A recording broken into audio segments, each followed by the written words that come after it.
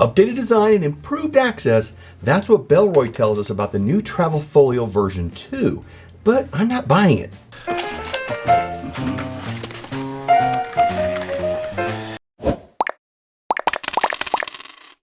Bellroy, this is the Travel Folio version 2, as we can see right here. Let's get it open. Here we have the folio itself, and it comes with a micro pen. We've always talked about these, and we'll talk more about them. Well, let's see what we got here.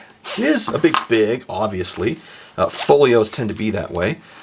Let's see where our little pen goes. Well, I think we know where that is, but we will make an effort to find out. And there we go. We'll put it right there. Now, I've collaborated with Narwhal Co. to sell a micro pen as well, which comes in 2 colors and is really much less expensive than Bellroy's. If you're interested, you can look at the notes, and I think I have it here being in my product section.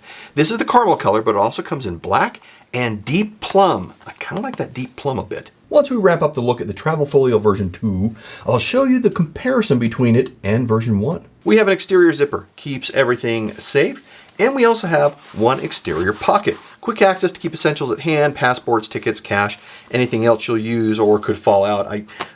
Quick access, but of course, security comes from having things inside the zipper pouch. We have 6 interior card slots, 1, 2, 3, 4, 5, and 6.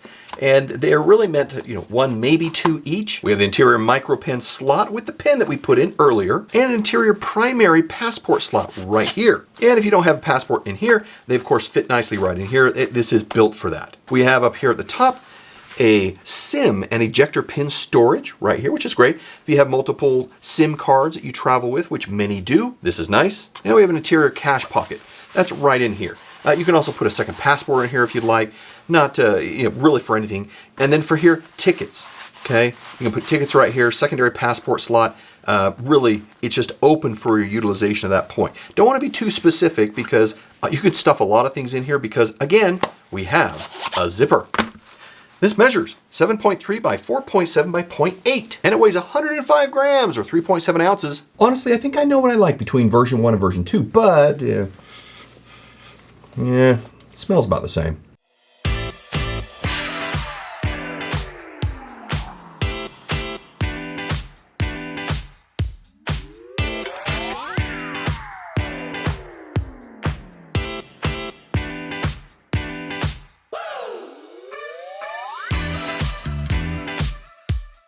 Company recommends up to 8 cards, handles all global currencies, as you can tell. This is wide enough to handle the height of whatever currency you put in here. I had yens, so it manages that just fine. It's designed in Australia and made in either India or the Philippines. This is the first Bellroy wallet where I can't find their made in stamp, and they hide this stuff around on their wallets, and sometimes it's a little bit difficult to try and find, but this is one where I can't really find it at this point. It uses Bellroy's Eco-Tanned leather. Bellroy leathers are premium. I keep looking for full grain veg tan. I can't find it anywhere. There's a wee bit more concern about the process of making the leather, the fact that it only uses leather working group gold rated tanneries, than the final quality of the leather, which seems to be hand waving to me, but overall it tends to work well. It is sewn fairly well, and Bellroy products are known to last within reason. Now internally, we could see a little bit more sewing done where we have a lot of engagement points, down here for example,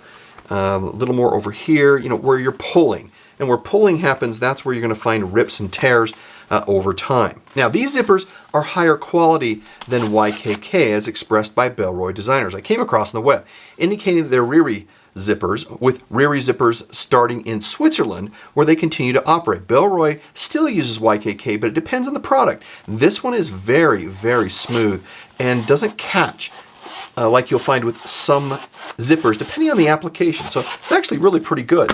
This is priced for $159. Everything flows in this wallet. Everything is readily available. Frankly, this design comes from the proven layout of passport wallets that have been around for decades from every major manufacturer.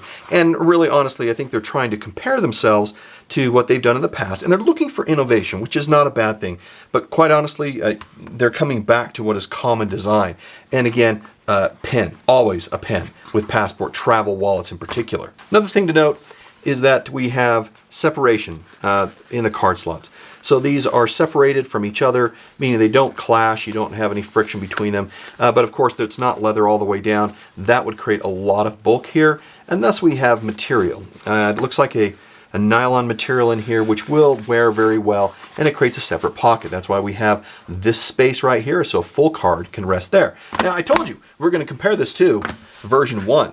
Well, I mean, let's take a look right now, and let's unzip version 1.